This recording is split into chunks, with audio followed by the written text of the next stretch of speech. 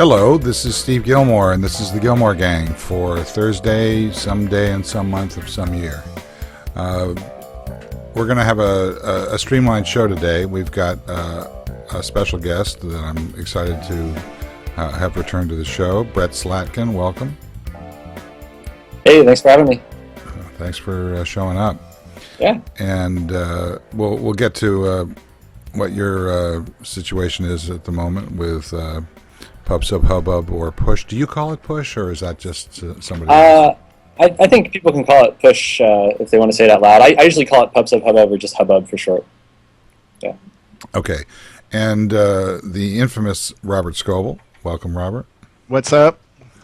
And just got back from touring a fab in Silicon Valley, which was a lot of fun. Fab as in Fab Gear? Or yeah, Silicon wafer fab where they're building LED lights, so new kinds of street lights. And on the way home, I saw the Google car. That's the Google mapping car, so I took some video of that. Oh, that's cool. just the one. There's only one of them, so that's quite fine. It goes around the world a lot. Yeah, there's only one of them. I see it on the Freeway 280. It's almost one of every those. day. It's one of those cars that goes underwater too. You know, it just puts little fins out. Yeah, I think it has rockets on it and all sorts of gear. They almost took me out. You know, I saw them firing up the missiles. I saw one in a shopping center across from Starbucks, and it was just sitting parked with that thing spinning. So, what does that mean, Brett? I have no idea. It's probably some kind of rangefinder. That's my guess. All right, so Yeah, it's a camera. There's two cameras on the top. One's a video camera, and then the second one that rotates is a still camera. It takes stills every few microseconds. So it's taking the same still of the parking lot across from Starbucks. Well, if it was sitting still, in this case, I saw it on Freeway 280, and it was. You could tell they were gathering data as we were driving. Right. So they don't care whether it just keeps running. It's like all these computers here, which we just keep running. Yeah. Okay, I get it. And we're waiting on Kevin Marks, who's stuck in traffic, probably behind that car. And so, Brett, Yeah.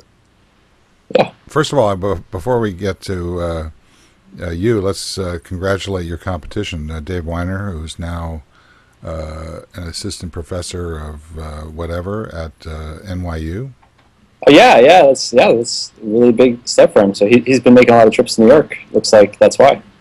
Well, he's had that kind of a relationship before with Berkman, at Harvard, Yep. in the past. So, and I imagine that his partner in crime, Jay Rosen, who Yep. is a professor at NYU, has something to do with this as well. So Yeah, it makes sense. it's pretty exciting, and it does lead me to ask what I consider to be a most important question, and somewhat politically charged, but then again, Sure. that's why we have the show. Let's start it off.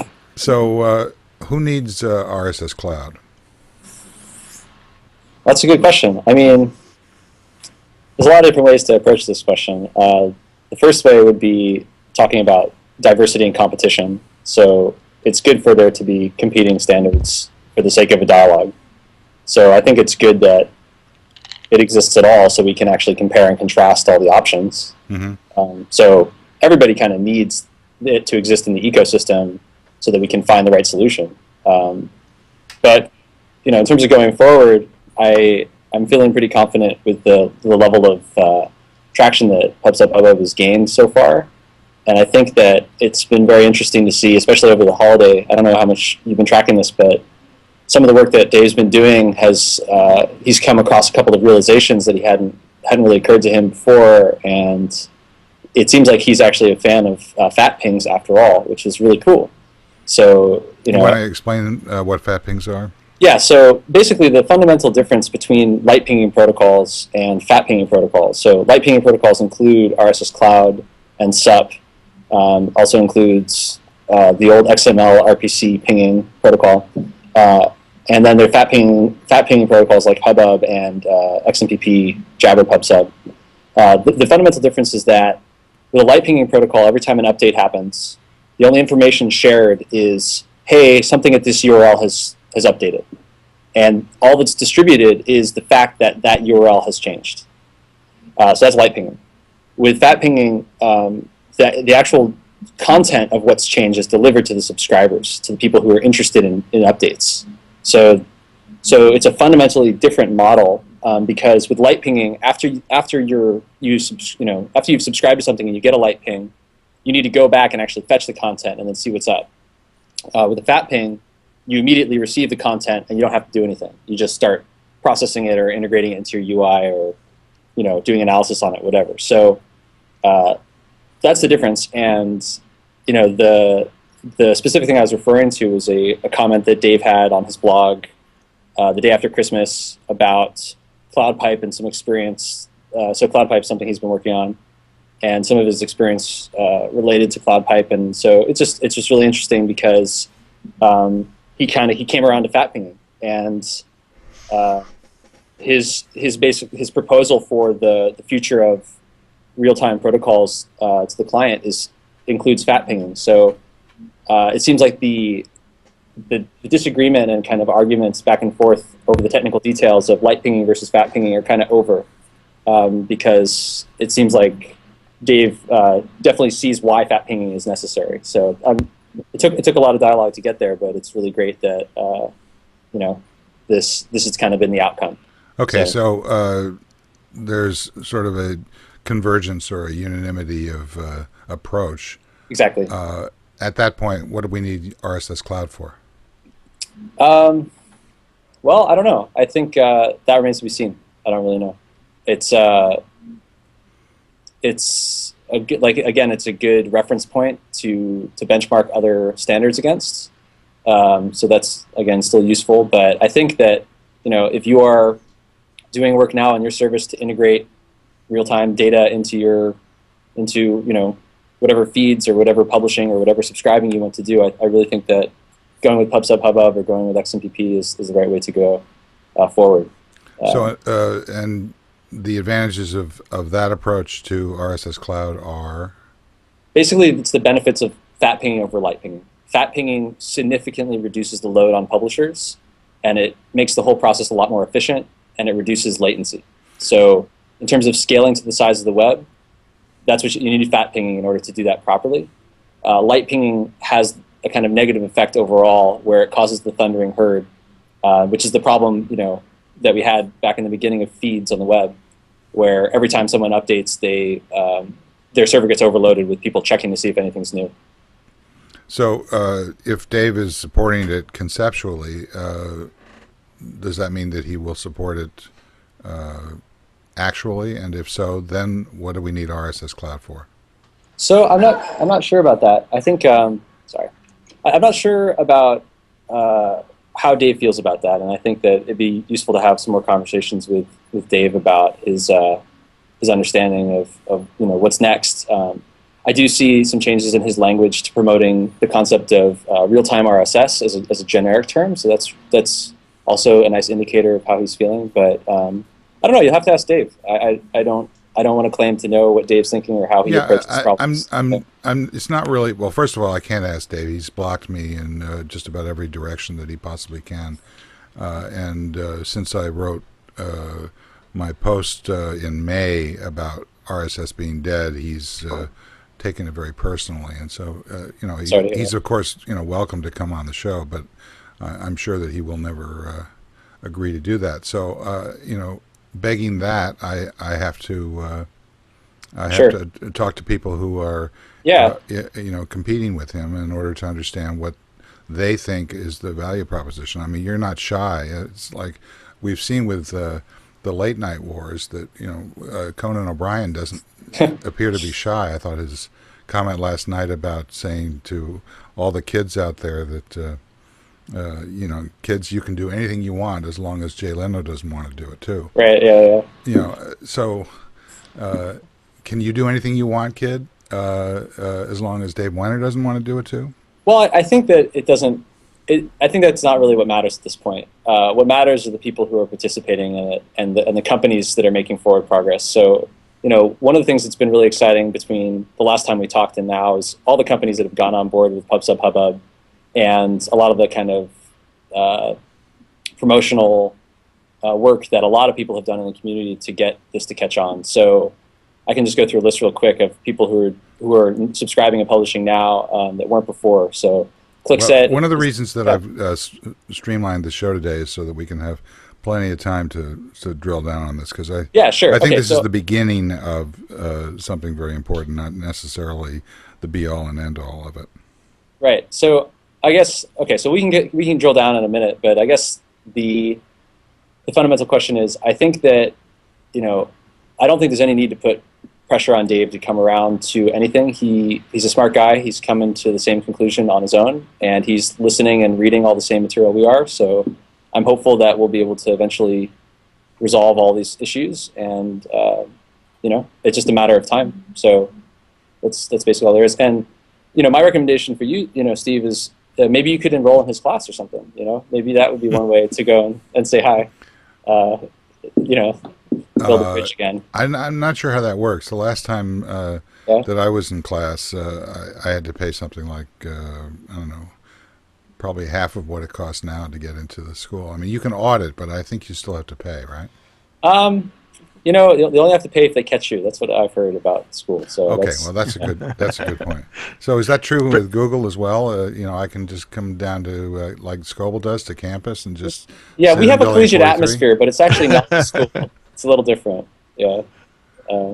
They watch me very closely when I get into Building 43. Yeah. What do you think that car was doing? We keep our eye on it. Brett, do you have a favorite implementation out there that you've seen in the marketplace? In terms of PubSubHubbub implementations? Yeah. I think that the one to watch right now is ClickSet, which I mentioned before. I think they're doing subscription in a really interesting way. They're testing out with UI in a cool way. I think there's more, there's a lot more kind of momentum to build there, but especially with friend feed kind of staying stagnant for a while now, it's cool that they're starting to get some more traction over at ClickSet. But the biggest one to watch is Superfeeder. They're really pushing hard on everybody to get on board the real-time bus, and it's been great, and they're helping a lot of people do this, and they're pretty independent. They got funding now, so that's really it's great to see what they're doing. And if you're a developer who hasn't really looked into the real-time world before, and you're now discovering it, what do you need to know as a developer who's not familiar with PubSubHubbub? What should you look for, and do you need to change your thinking about how to program? Yeah, so that's a good question. I mean, for the simplest users who are trying to confront this for the first time, most of them understand what a feed is. And if you tell them, hey, your feed could be real time, I think most people understand what that means too. They mean that the updates get delivered immediately. So to that end, there's a lot of libraries already existing for CMSs like WordPress and Drupal, Django, and many more, Zend, PHP, that people can integrate into their existing systems, and basically they can say, oh, here's my feed, do the magical publishing steps, and they're done. So the quick answer to what you just asked is, what does it take for a programmer to adopt a real-time feeds? Like almost nothing. It's a simple little pinging library. It's about 100 lines of code on average. I mean, it's really, really small. That's on the publishing side. On the subscribing side, I think that the big difference is fundamentally changing how you process information. So until now, a lot of people think about documents, and they're document-centric. And what's changing is things are now flow-centric. So instead of processing an Atom document at a time and then analyzing it and then publishing your analysis as another document, instead you kind of break up the document into pieces and then analyze each piece and then output data on each piece. And I think that that's a fundamentally different programming model, because you're dealing with smaller fragments from a larger document, and the performance matters because there are more updates, and the latency is more important. So in a nutshell, what I'm saying is that programmers should start to think in terms of the small bits of the larger flow, as opposed to big documents coming down the pipe. Do you see people making common mistakes when trying to build a system like this? Yeah, I think the mistakes are almost the same as all mistakes in distributed programming, which is people having synchronous or kind of latency issues where it takes a really long time to do certain operations. concurrency is really necessary for stream-based processing. You need to be able to do a lot of it in parallel. And Superfeeder also has done some cool documentation of their architecture to achieve that. Others have done that too. I think Ivan Zuzik had something on this just a few days ago. So there's some really cool stuff to that end. But you know, the other thing is deduping and loop catching. I think that that's the big problem that we'll face in the future. We're already starting to see this on FriendFeed and on Facebook and other platforms where we have duplicates that are actually the same event or the same information, and how do we dedupe them and prevent them from showing up in the stream too many times. FriendFeed is already doing this with related posts, and other people are following suit. Once you tell someone that they have to do this, they usually figure out how to do it, but it's kind of a new problem.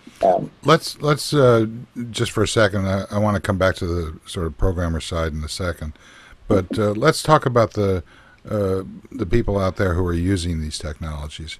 How do they know that PubSubHubbub is involved, and or more importantly, probably, how do they know that it's not?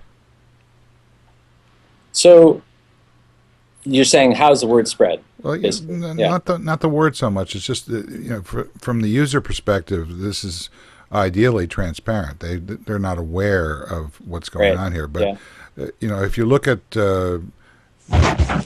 incoming streams of various kinds, I mean, there's Google Reader, there's RSS, there's there are RSS coming from a variety of different nodes, and it's difficult to tell where you have to aggregate these streams so that you can understand that you're getting something in real time, as opposed to, or effective real time, as opposed to somewhat random. Right. Well, so I think that there's no registry. There's no website you can go to and say, oh well, this website, there's no RSS icon for real time. So hopefully that RSS icon will mean real time by the end of 2010. I mean, that would be ideal. I don't see why we can't get there. I think that we're already starting to get there, and I think that the fire is under a lot of these service providers to get feature parity with other real-time services. So what I mean specifically is NetVibes as their Wasabi feed reader, and they added real-time feed support to that, and they did that because that's what people wanted, because they were losing kind of the interest of users to other services like Twitter that were providing a lower latency experience. So your kind of question is, where did this come from? Why did people discover this? They discovered this because users are demanding immediate updates, and then so people are asking for it, and users who don't even understand how are asking for it, and traffic of real-time sites is going up dramatically. And then they say, okay, well, I definitely need to do it. And then how am I going to do it? And luckily, we've done a lot of work to make it really easy to understand Hubbub, and we've had a lot of people in the community step forward and write blog posts and how do you know that explain. How do you know that real-time sites are traffic is going? How do you know that? That real-time sites traffic is going up? Yeah. Well, I mean, you look at a lot of the ratings like Nielsen and all that other stuff. I know there's been some kind of debate over this in the last few days with Twitter, but you even look at things like Google's real-time search effort that launched at the end of last year. Real-time information and real-time delivery is becoming more and more important. And part of what we talked about there was also having MySpace integrated with Google's real-time search, and more on the way. So it's pretty cool to see this all kind of coming together. And what I'm saying is, the interest is there. Our users are asking for it, and the traffic is increasing on Google's. We see that, and we know that this is true. What I'm trying to suggest is there's no simple kind of way of understanding how this campaign is being fought. And by that I don't mean between the two different types. More, I mean, if RSS Cloud has 5% of the marketplace, or 20%, or whatever, I think it's probably closer to 5 at the most. It's still in an aggregate what's important is that the entire, are there hot spots? Are there places where cold spots where this is still hasn't, we haven't got the memo in certain areas Oh of the yeah, web? totally. Okay, Yeah, no, where are those areas? that's a great question. Yeah, there's definitely parts. So social media, I think, is on top of it. Traditional news media is getting there. I mean, I've had a bunch of meetings with a lot of different people about this over the last few months. I had a nice conversation with some guys in the New York Times about this too, and they're on board with the idea, and they want to get there to provide real time updates in a kind of in this way. But the big ones that are missing is stuff that's actually become more relevant in the last few days. Stuff like data.gov. There are all these great streams of public data that could be real time, and a lot of use cases for real time public data. And one of the things I'd really like to accomplish in the next 6 months is getting some of those feeds turned into real time streams, so that sites like Washington Watch or data.gov publishing things, also feeds of the 2010 census. I would love for all of this data to be delivered in real time to consumers, so that we could start consumers. When I say consumers, I mean feed consumers. So we can do analysis in real time of public data. So that's everything from seeing an earthquake go by to seeing the latest demographic stats of a certain district immediately after it's collected, to seeing Amber Alerts issued for a certain county at a certain time of day, and being able to push that to people interested based on geolocation or whatever. So what do you think are the use cases of this technology that are going to drive acceleration of the technology? I think the biggest one is that it's really cheap. You actually save money by doing this, and it's more efficient for everyone involved. It's more efficient for publishers because it takes less bandwidth. It's more efficient for publishers because they have less CPU they have to crunch every time they serve a feed or even cache it. For subscribers, it's way cheaper because they don't have to keep pulling every feed over and over again. Ivan Zuzak also touched on this in his recent post about feed analysis. And so, similarly, like when FriendFeed set this up for Google Reader shared items, they could reduce their polling frequency, by, I think it was like an eighth. So it's, down to an eighth. So you see a huge reduction in cost, overhead, and that's really good for everyone. So I think that's always going to be the big motivator. And then the other thing is user experience. Human beings are addicted to news. Like we love to hear about it as soon as possible, and we're going to keep asking for it, and companies are going to make that happen. Brett, what things is it not appropriate for? Is it appropriate for a chat room, for instance? Like we're watching FriendFeed chat right now, and there's 100 people going chatting in synchronous fashion. Is it appropriate for that? Could you build a Google Wave competitor in this? Tell me what it's not appropriate for. Yeah, that's a great question. I don't know the answer to that fully yet, and I think that's what's exciting about this work going forward. I think Google Wave is using XMPP, and it's doing a lot of really great things with that, and it's using it in the correct way, and it's doing federation. Me and Brad have done tests with PubSubHubbub to actually use a chat room between two blogging platforms, and it's actually fast enough to do that. So it's possible. One of the other developments that's happened recently is we've started to have a kind of a well thought out idea for how OAuth and authentication will fit in with PubSubHubbub, meaning that private feeds and authenticated feeds are going to be possible, meaning that private chat rooms or some kind of access control model on feeds and how feeds are shared is going to be possible. And that's really exciting because things that require privacy or things that are not public and require further access controls are going to be fundamentally capable. PubSubHubbub will be capable of delivering that. So I think that the challenge is out there for the hackers that want to try it out and see how it goes and build a chat client. But a quick look at this is some of the guys in the chat room are mentioning it, but the Identica guys are looking at building OMB, the Open Microblogging 0.9 standard. Evan and the rest of them, and what's really interesting is that they're looking to build it on top of PubSubHubbub and on top of Salmon and on top of WebFinger, and they're thinking through all the use cases and all the semantics, which is really cool. And scalability isn't really a question here.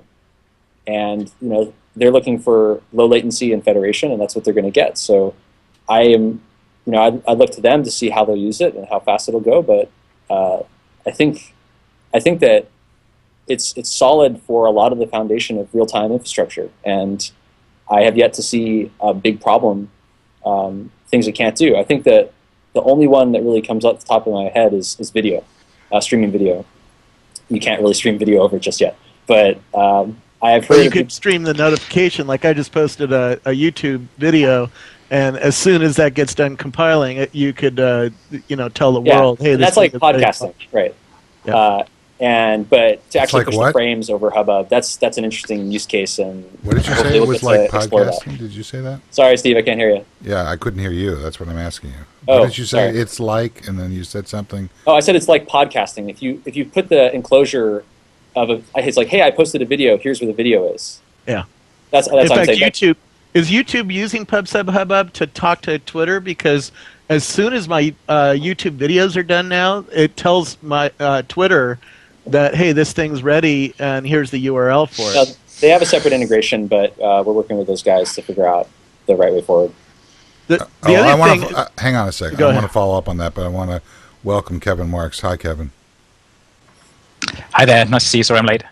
But it sounds like I've missed you explaining PubSubHubbub again, so hopefully Yeah. I'm caught up on that. Yeah. How's it going, man? Go ahead, Robert. One of my favorite things on Google that isn't built out yet, but it seems like it is a foundation layer of something that's coming, is Google Profiles. And I've already stuck, my 30 social networks in there, which are mostly feeds, things like Foursquare, YouTube, my blog, Twitter. When is Google going to use, or when is Google going to tell me, oh, this thing is available on real time, because there's a PubSubHubbub? And when is Google going to put together a feed on that page of all the things I've put into my Google profile? Yeah, I think that what you're describing as a product sounds very interesting to me, and I think it'll be really interesting in 2010. It's pretty cool what they've got there, and there's when you go to the Google profiles, the first thing you realize is there could be so much more here. So I think your instincts are pretty good on seeing the lack of functionality there, and hopefully we'll have some cool stuff in that direction. But it kind of ties in with I don't know if you saw that post from David Glazer on GigOhm, who's director of engineering at Google, but he was talking more to that about what Google has in store for 2010 with social web and all that kind of stuff. And yeah, I think the profile page is something that needs to keep going. Is there any way for, like my WordPress blog, I've added it in there, is there any way for an icon to light up next to it and say, hey, there's a real-time thing here that, if you start using this on your feed readers, everything will be real-time?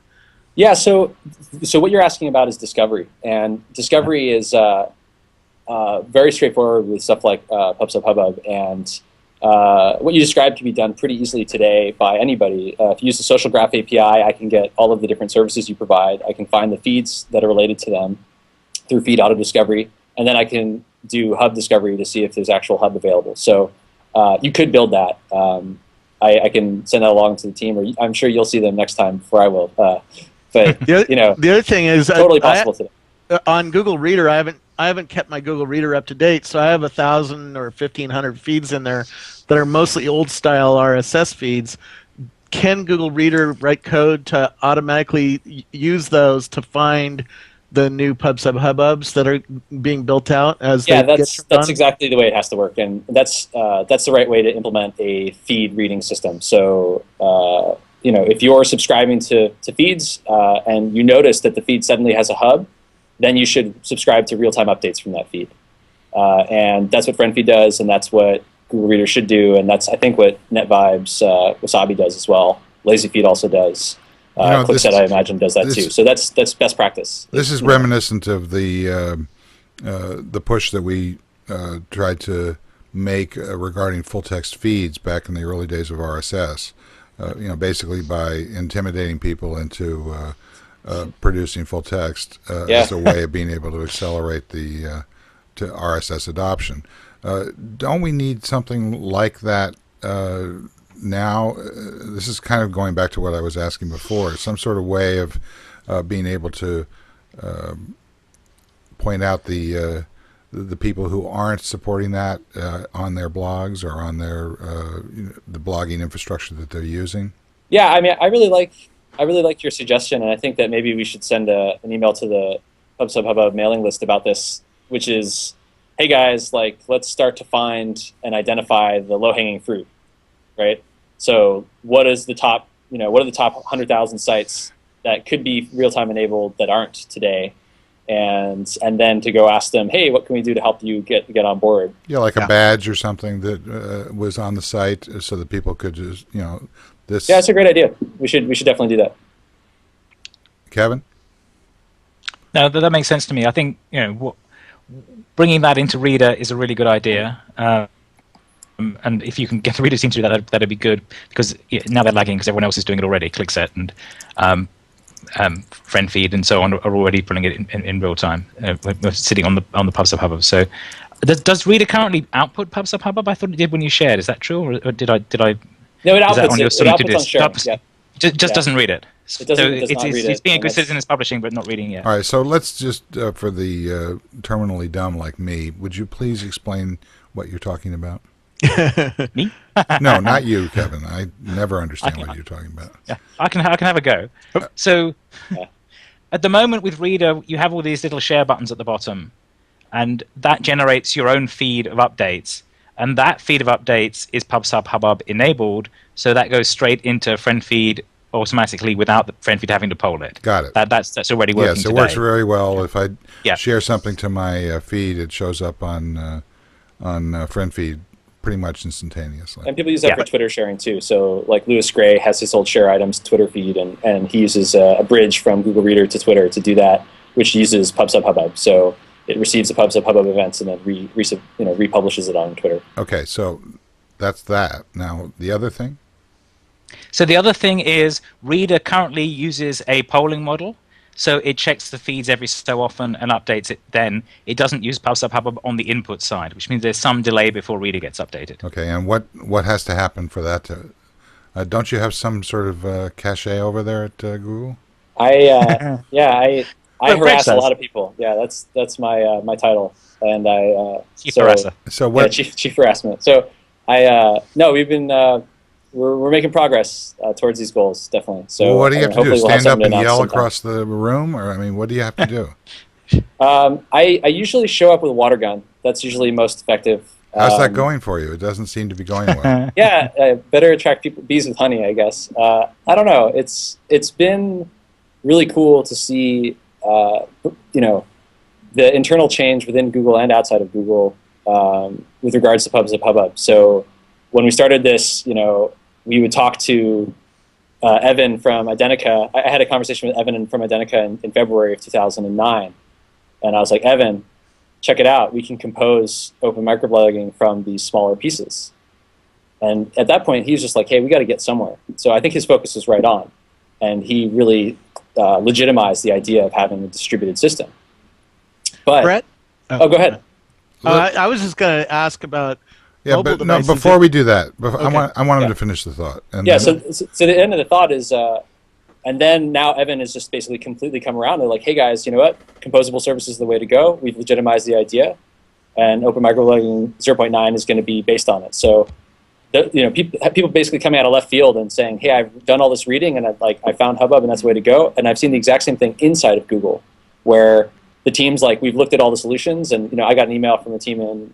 I was talking to the guys in Russia. I was talking to some guys in Tokyo, some other people in China, some people in Australia, and they're starting to come to me. So it's been great. Brad is also helping me with all the evangelism internally and externally. So, we're starting to get mind share. And once you get to that point, you don't even have to really ask internal people. They just they prioritize it for themselves. So it's really cool. All right, Robert, you want to talk mobile? Yeah, I just wondered if there's an impact on battery life, because anytime information goes from my mobile phone to somewhere else, it fires up the radio. And is that something that we need to worry about in building these real-time systems, or is that sort of just handled transparently? Absolutely. This is something that we need to think about. And a great way to think about this the options are the difference between the Android phone and the iPhone. And so what I mean is, on Android, you can open a long hanging connection. You can have background processes. You can do all kinds of stuff like that. And on the iPhone, you have Apple push notifications, right? And the reason that they're doing these things is because it simplifies user experience, one, but also because it's really good for battery life to have a single method of notification. And so it remains to be seen how this will play out and how important battery life will be. Some of the improvements on the newer phones like the Nexus 1 and the Droid is making it really cheap to hold open long-term connections like this. Yeah. So I don't know, but I definitely think it's something to think about, and I know that the mobile engineers out there at a lot of different companies are aware of this, and this is like one of the most important things because a phone is a real-time device, right? Yeah. Continuing on the Brad, can I come in there? continuing on the mobile thread for just 1 second, Kevin. Okay. We talked earlier. I forget who. Maybe it was Robert. Asked about profiles.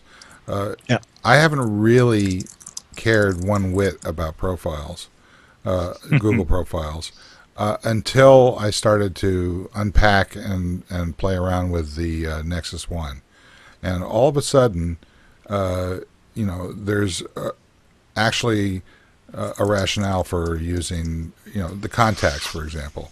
Most of my contacts are Gmail and GChat based, so very few of them actually have phone numbers associated with them. So there's a bit of a difficulty in terms of a porting path. But what I see as really disruptive about the Nexus 1 is that it's basically come up to parity, in some cases better than the iPhone, in some cases the iPhone's better than Nexus 1. But together as a platform, they become interoperable in a way that I think is probably the most important thing that's going on right now.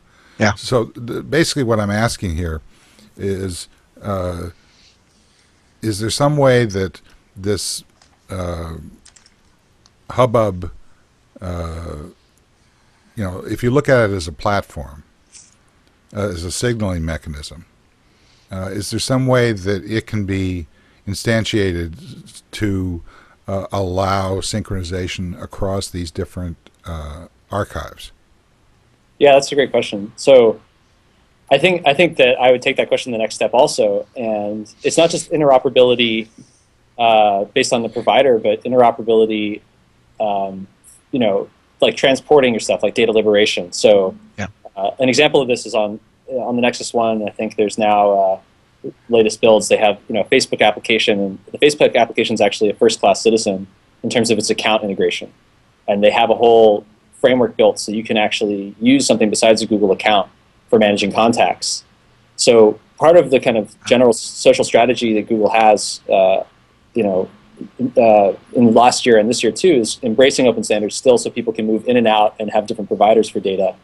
And so portable contacts and open social are part of that. But I think, it'd be awesome if you could have real-time contact sync with PubSubHubbub and AtomPub being the basis for that, and that would be really cool. I think that there's definitely potential for that. Someone just got to try it out, try building it. And I think that what we need in order to do that properly is something like WebFinger, because WebFinger adds the identity discovery layer that's required. Okay, so Kevin, you want to explain WebFinger? So the point of WebFinger is to let you start from an email address and discover API endpoints. That you can do it at the moment with an open ID. You can start with a URL and then get API endpoints. If you start with your Google profile URL, it's easy to get to the API to get the contacts and to the other URLs. But if you start with an email address, it isn't straightforward how to do that. So WebFinger is designed to say, I start with this email address, I go and look up something on the site to find out how to map that into a URL, and then I can go and discover all this richness as well. So it's basically a gateway from email to these endpoints. So Kevin, when I got my Nexus 1, I put my email address in, and all my apps that I had put into my Droid automatically showed up, and all my contacts automatically showed up. Is it using WebFinger to do that, or is it using that's just proprietary because it happens to be a Google email address. That's just because it's reading through a Google account. Whereas WebFinger is designed to do this generally across. And so you can imagine a time in the future where you buy an Android phone and you insert your email, and then it just figures out who your provider is, and it doesn't necessarily have to be Google. It could be someone completely different. There's no reason why that wouldn't be possible. You just need a way to do discovery. So I put in an email address, I go through what Kevin was saying, and then it's like, oh, this is where my Android contact sync point is, or oh, Android will just use portable contacts to do the sync, or whatever. It's all going to be enabled. So we need that before we can get to this kind of contacts that are always up to date, synchronized. It makes it easier. All of these things work together to make the pieces easier. Right, but we're not talking about kumbaya here. I'm asking very pragmatically. Well, no. So I wanted to ask Brett something, because you said that long polling and Comet-like behavior was important, but yet it's not there in App Engine. Is that something you can fix in your day job? Can you add us Comet long polling support? Yeah, it would be really great if App Engine allowed for long polling. Yep, that's it's on my list of things to do. Yeah, that was like that you've beaten an announcement. Well, no, it's got that Cheshire grin kind of thing. Well, I think a great example of this is there's a team in Japan that works on Chrome. Google team in Japan that works on Chrome. They just got WebSocket support, HTML5 WebSocket support into the Chrome nightly builds. So and now there's actual some plugins for doing WebSockets in Apache and a couple other web servers. So what that means is doing server push and Comet and long polling technologies are getting easier and easier. The browsers are getting better at doing it. And now we really need servers to do it. Tornado has caught on in a lot of ways in terms of mindshare because it made it so easy to do this. Orbited also doing that. So I think that that's definitely the next step, and yeah, App Engine needs that too. Yeah, you run the Tornado long poll stack on App Engine would be really nice. All right, Kevin, I'm giving you the opportunity to keep asking these questions, and I want Robert to catch up on the chat room. So if there's anybody who's got, I just checked in there. One thing I was pulling up was Google Dashboard, which I don't know if you can see very well, but Google Dashboard is really one of the more interesting sites that Google's released lately. It shows you everything on Google that you have data in there, and it's amazing how many services that I've already put data into, and it'll be interesting to see if this database can be shared in PubSubHubbub so that other companies can build systems to pull this data into it. I think that sounds great. I mean, I think that what you're describing is just more discovery, and the more discovery we have, the easier it is for services to find and integrate with different services, be it Google or anyone else. Totally, and the kind of corollary or lesson you learn from this is that transparency in this way kind of can really help out building a cool product. So the Google Dashboard is a fully transparent view in what data you have at Google, and at first that was just to make it so that people are understanding what they're doing, the choices they're making, how it impacts things. But then you're like, hey, this is great data. I would like other people to be able to use this data. So it's cool to see functionality follow from that. Yeah. Did you read my post on Super Tweet? The idea behind a Super Tweet? You mean just more complex tweets, basically? No, I don't want to mess with the tweet itself, but I want underneath the tweet to have a new display surface where I could hook in, like if I wrote a tweet about a restaurant, why doesn't it go out to the IMDb API and grab some information? Totally. Or why doesn't it go to OpenTable and say, oh, that restaurant actually has an open table for everybody right now? Yep. Can we start thinking about building services like that use these micro tweets, these these small messages to hook together APIs? Absolutely. That's exactly what Activity Streams is. That's exactly what that's about. Yes. The point of Activity Streams is to generalize this idea of these small messages into standard ways of expressing these more complex things. I'm actually at MySpace at the moment. There's an Activity Streams hackathon going on around the corner, which is built on this very idea, which is spreading that out.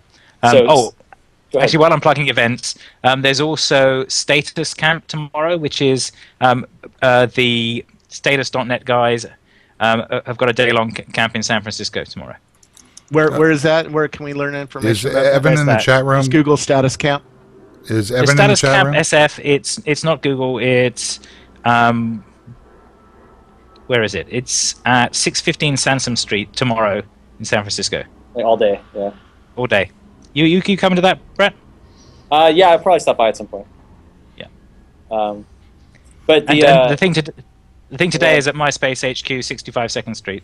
That's So going on. I want to go back to the mobile angle here, because I think that as much as great work is being done in these kind of ad hoc communities, and the desire, albeit perhaps not well thought out, of data interoperability. Many of these things never happen because of the impact of large corporations and sometimes people who are trying to keep complexity alive so that they can build business models around it. In other words, the impact of market force on these kinds of ideas seems to slow down many of these things from happening quickly or sometimes at all. And I think that the mobile place that we have now sort of arrived at with the fact of both the iPhone and the Nexus 1 is going to accelerate dramatically user adoption of tools of the type that you're talking about, that are going to accelerate this this notion of the reason I think this is because the phone has a credit card associated with it, so there's a transaction model that's sort of carried through and drives the identity part of the phone as sort of this identity wand that people are using in order to be able to navigate through physical space. That there's money to be made, and therefore there's a real desire on the part of corporations to be able to figure out how to be able to get this to be more ubiquitous. And I think that's if you get the open source or open standards community aligned with the commercial standards community, you've got a much more powerful wave than either of them, and certainly not in opposition to them. So, Kevin, what do you think about what I just said? No, I think that's very true, and that's what we're starting to see, and it's very much what my role is at BT is to try and fit these two worlds together.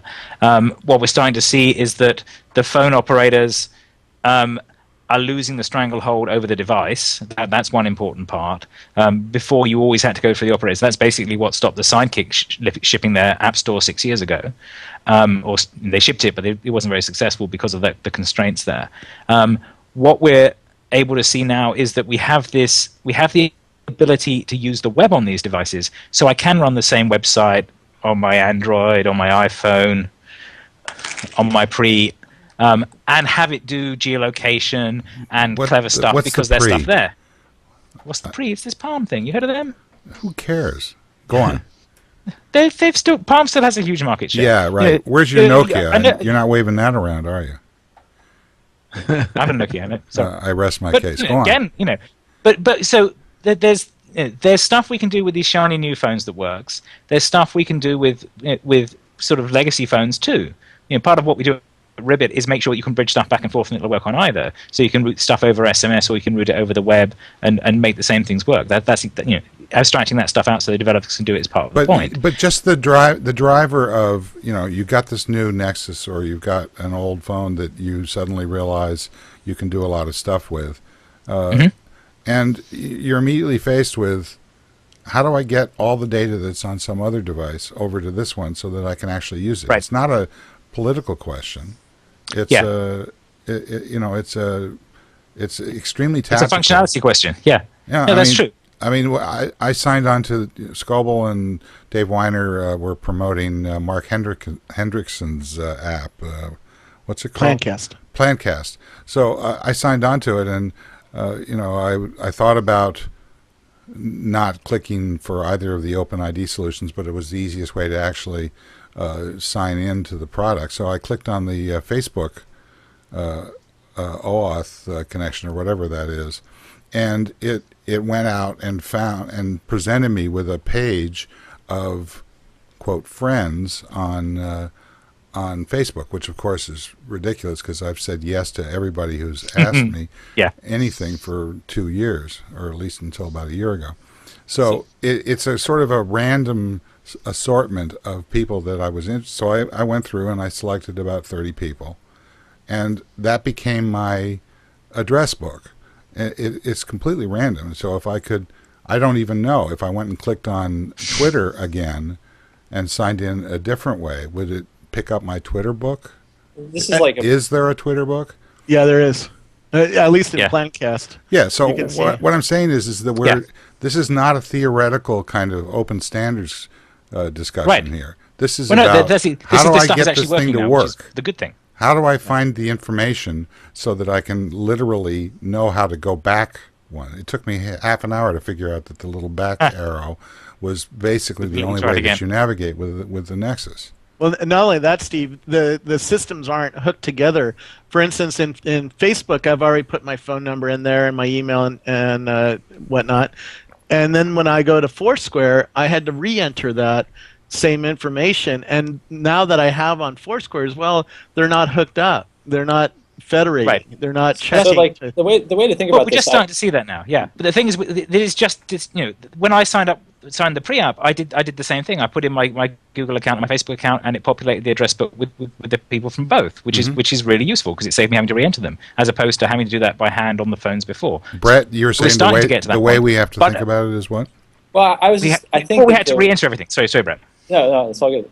I just think that the way we have to think about this is the beginnings of a new set of functionality. And one of the things I'm really looking forward to the new year here with Chris Messina on board and Joseph Samara on board here at Google is taking all these things to the next level in terms of interoperability and data liberation. And I see that open web goals are the same as data liberation goals, which are the same as integration goals. So take your contacts anywhere, access your contacts anywhere, log in with any identity anywhere. And it used to be for a very long time, and you were touching on this a little bit, Steve, that companies wanted to own your identity and own your login so that you kind of had some inertia so you wouldn't go anywhere else. And I think one of the big changes we've seen at the end of 2009 and we'll see continue in 2010 is that that's going to go away. And the most important thing will be the features you provide as opposed to the inertia that you hold. You're probably the wrong one to ask about this, Brett.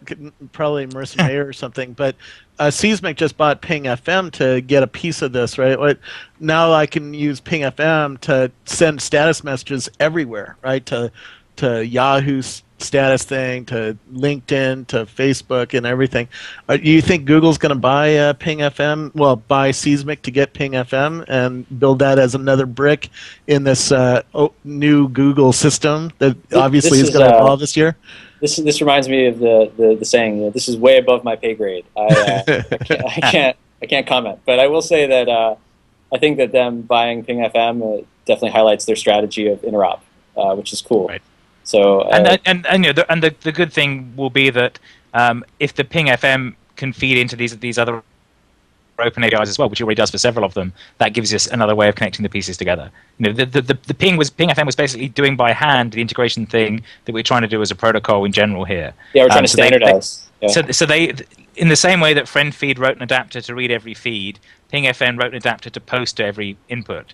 And the idea of doing the common standard is that we can write to that and bridge through. So hopefully Ping can be a bridge on the way into PubSubHubbub and activity streams. And further, that Ping would have a head start on that bridge. They've already done it for all the ones who aren't up to speed. Well, that logic, FriendFeed already has a head start. Yeah. Sure. I see you nodding tentatively, Brett. Well, you say has. Already has a head start. Well, but I'm saying, I love FriendFeed and I still use it a lot because I think it's still one of the best implementations of what it does. But it's been sitting kind of the same for a long time. So I think that momentum is really important. You mean it's like that, like Gmail? It works and that basically it continues to work. Yeah, that's a problem. Well, no, but features need to be added. I think new features are really important for. So, what are the features that you would like to add to FriendFeed if it was actually operational? Oh man. That's a great question. I mean, WebFinger integration would be cool, just for starters. Okay. I think logging with WebFinger is Facebook integrating with WebFinger? I believe they don't have email addresses, so they don't. quite need it. Well, Yeah. but they have identity, and I think So could you Chris map Messina is to actually it? over there today. So could there be some sort we'll of bridge to Facebook identity? Yeah, sure. But is You it can happening? make it work. But the problem is the idea of WebFinger is you start from email address to get to an identity. With Facebook, you don't have an email address. You have a Facebook account, which didn't have a standalone URL until like 3 months ago. So having an identifier there is something new, and not everyone has one yet. Whereas MySpace has had identifiers and URLs for as long as it's existed. So in some ways, it's easier for MySpace to do it than for Facebook. Right. I guess what I mean by when I'm saying WebFinger here, I just mean a placeholder for service discovery and integrating with service discovery platforms. So if I could, example is let's say I could input my profile identity into FriendFeed or ClickSet, which is making more progress here, and it would discover not only my contacts, but where their other endpoints are and where their avatar update stream is, and on and on and on, their salmon endpoint. And then it could just subscribe to all this stuff for me, and then I never have to add anyone to FriendFeed ever again. Like it's stupid that I have to recategorize my friends all the time or whatever. Yeah. So there's a lot of stuff around discovery, identity, subscription, synchronization that are just in their infancy and kind of laughable at this point. And that's a lot of really cool stuff to look forward to, definitely. Okay, so we've solved all problems. World peace is next. We're getting there. The pieces starting to fit together. I mean, the next problems become the ones that you were talking about, where you sign into this site, but you don't actually want it to bring every Facebook friend or every Google contact you've got. You want to give it some subset of that. And that's actually possible within the protocol. You can do that as part of this sign up. And I will just get a piece of it, but the user experience is lagging behind there. It would be nice to be able to sign into the site and just say, here's my early adopter friends, just sign them up for now, and then I'll see if I want to use it with some other group of friends. In 2009, you could get everyone, and maybe in 2010, you can get the people you actually care about. That'd be cool. Yeah. Right. But again, I want to go back to what I see as the impact of a phone that will drive the other phone, which will in turn drive the second phone, and back and forth. We're at this point now where these features are going to accelerate dramatically. As Ray Ozzie said at the PDC in a lunch we were conducting, basically this is the thing that Robert, based on somebody's blog post, kind of went off on. But what I think Ray was talking about was the idea that okay. Yeah, that that these features, apps will tend to converge across these different platforms. There will be the same app effectively on all of these platforms shortly. Yeah, except I was just at Intel yesterday, and they showed me some new phones coming, and some new technologies that are going to push their platforms further. For instance, their new phone has a HD 16:9 display and has enough processor power to display HD video, which a lot of the current phones don't yet have. So that doesn't have anything to do. That's a point upgrade. I mean, if one vendor can provide a certain kind of display, then the other vendor will come, with something that leapfrogs that, and there will always be this, But there won't ever be a total commonality of apps. No, I disagree. On all devices. To me, the impact of the Nexus One is that it is it's got good things about it and not so good things about it. But what I am being rapidly trained in is a similar set of gestures, so that if I walk up to either device, my brain doesn't have to be confused about which one I'm using. And like, for example, the zoom on both devices. If I'm in text on a web page on the iPhone and I double click it on a paragraph, that's a 2-column display, it'll zoom in on that display on the column and right size it.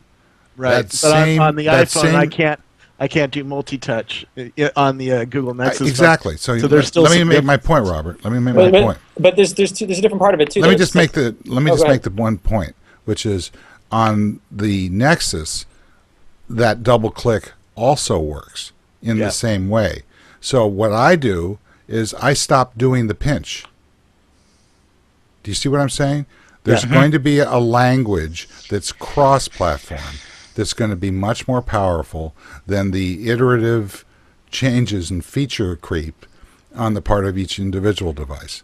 Go ahead, So I think, Brett. Yeah, well, I think that you're right in terms of the idioms that people use. It's just like the mouse. Now people understand a 1-2 button mouse, right? But I think that in terms of the actual functionality provided by apps, I don't think we're going to have a homogeneous app culture. I think that the future of these phones actually means more apps with more different functionality, with more niche markets. I don't disagree with that, but I think that the general trend is going to be toward. I mean, I know what I want. I've got the New York Times app and the Amazon Kindle app on my iPhone. Yeah. I want them on the other phone. If I got a subset of the things that are most important to me, if they were able to move over, right now I'm carrying both phones because I'm interested in the differences, but over time, and I think very rapidly, we're going to see a convergence around that core set of, it'll be an affinity group that's focused in the similar areas. And this was a question I asked at the Nexus One rollout, and didn't get a real satisfactory answer because I thought that it was somewhat difficult to answer this in the correct way. But basically what I asked was, what happens, now that you've got a phone, Google, are you going to, instead of complaining about not having, these features on Google Voice on the iPhone, are you going to not allow Apple to have it on the iPhone because it would make your phone less competitive? And they answered something sort of, relatively, it wasn't a great answer. At the Crunchies, Vic Anotra answered it much better. He said, one way or the other, we're going to get that on the iPhone.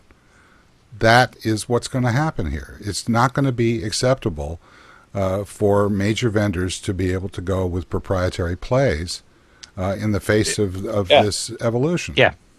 So I mean, yeah, but they're gonna do it. I mean, I was over at AirScent yesterday, and they're working with cell manufacturers to build lock-in systems so that you're gonna find it difficult to leave Verizon or Sprint or AT&T. And because don't you think there's that a package of apps there? Don't you think that people are going to start getting a lot hipper to what the service contract buyout is and all of these kinds of issues as they start to realize? But I have it's $150 worth of Apple apps already, and if I was a normal person, I'm locked into Apple at this point. I'm not able to switch. You don't have to worry about being a normal person, Robert. I know, but normal people, are locked into Apple because of the amount of money they've spent on apps. They're not willing to give that $150 You worth don't of think apps that you don't think that those app companies aren't going to get smart about that and start offering discounts? But they aren't yet, of course they will. right? They aren't It's yet. been a week and a half, for God's sake. But let me back up a little. I think there's two layers to this. One is the web app stuff gives you one way of doing that. That means that stuff moves back and forth across. Right. And we're seeing that available. There's a deeper thing that goes back to the gesture stuff you were talking about, Steve, which I think something that's going to be really significant over the next couple of years is these deep zooming interfaces that work across different scales of displays. If we look at the way that the browser interface on the phones, the Maps interface on the phones works now, there's an assumption you can keep zooming. Whereas you can run the same thing on a giant HD screen and get the similar experience without having to zoom so much. So I think that kind of resolution independence is going to start getting really interesting as we expect to experience things in more than one place. And I know this is a trend that's been happening for a while, and it's something that people have been talking about. But I think this is the year that actually starts to go mainstream. There isn't this assumption of fixed size layouts. I agree. Brett? Yeah, I mean, I totally agree with that. 200 DPI on an Nexus One, that's how it has to be. And Lovely. It's going to keep going in that direction. Apple understood this a long time ago. They're the first ones to ever do it. But here's an LG device that's bigger than the Nexus One and does 16:9 video and you can true work out with it, HD. too. You can actually. How many pixels? I forget, but it actually shows you true 16:9 video and has more pixels width-wise than the iPhone or So the Nexus what One. you're telling me is that Intel is becoming a iPhone's commodity supplier for the software manufacturers who are really controlling the space. Yeah. So they're getting commoditized like the carriers are. Yeah, Maybe But they already are. I mean, they expect to be on that cycle. If you're a hardware manufacturer, you're on that cycle of upgrade each year, which is what Apple's interesting in that they're in both spaces because they build the software themselves to do that. What we're starting to see is that other people can play that game by specializing in the hardware and having the software be developed by open source means to some extent so that they can be using open source browsers. And Kevin, is that specialization? I mean, what is it? Is it a form of commoditization and specialization? What's the difference in this case? Because that's, I think, what I'm confused about sometimes with people. What people say. Well, the point is that they may be, the hardware was always commoditized, but the people who were exploiting that was the carriers because they had the lock on it. What's happening instead is that the hardware is now able to transfer between systems much more. You're able to build things that run on Wi-Fi as well as on different carriers, so you're not as tied into that particular channel. So I think the hardware manufacturer will actually see this as a liberation in that they'll be able to build devices that are able to transport to more places. One thing that, and we will see some variation in the schemes as well. The Arcos is the other thing that I was waving about before, which is it was a media player. So it's thinner than any of these devices. It's bigger. It plays video back. It's like the kind of thing that Robert was talking about. But they ported Android to it, so now it can run on the Android apps too. So it's primarily a media player, but it does all the Android things. So you start seeing these pieces cross over as these devices converge, which means that, as Steve was saying, we'll expect to interact with them in similar ways, however big they are. I expect we'll start to see TV-sized things that we expect to pinch. The biggest that's impact, going to be interesting. The biggest impact of the Nexus One for me has been to start to illustrate very dramatically how incredibly detailed and sophisticated the Apple interface is. Oh yeah. Yeah, I mean, Apple does a great job. It's really hard to beat them in user experience. And the way I like to talk about this stuff is the best interfaces is one that you don't notice is there, and they do a great job. It's totally true. So. Yeah, but on the other hand, as the point was made about the voice applications, because it's connected to the network, they're going to learn much quicker. They're going to learn what the common signals are, and be able to process them more efficiently. So the voice recognition will increase rather rapidly. Yeah, I mean, I think that's definitely kind of an interesting battle because it's not even, right? It's not about user experience of layout and industrial design or UI. It's hey, is voice better than good UX, or what's the difference? And so it's an uneven battle. It's weird.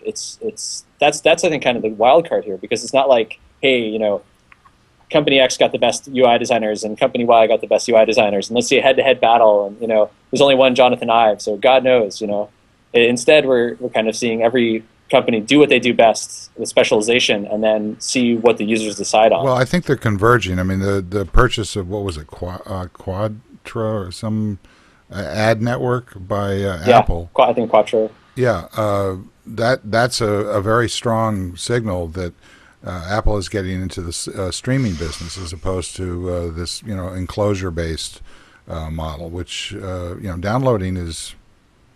I'll leave that for another show. Yeah, that's another one, but. But I don't want to download it. I mean, as a matter of fact, I got to wrap this show up because I have no idea how much hard drive space I have left on the TriCast. Well, you were talking about big screens at CES. Intel had this huge wall monitor that you go up and touch, and it was the coolest thing we saw there. There's Rocky touching the screen. So, anyways, I got visitors, so I got to run too. Yeah, I do too. I want to thank Brett for showing up. I think we just scratched the surface here, so I hope you'll come back soon. Definitely. Yeah, happy to come back, definitely.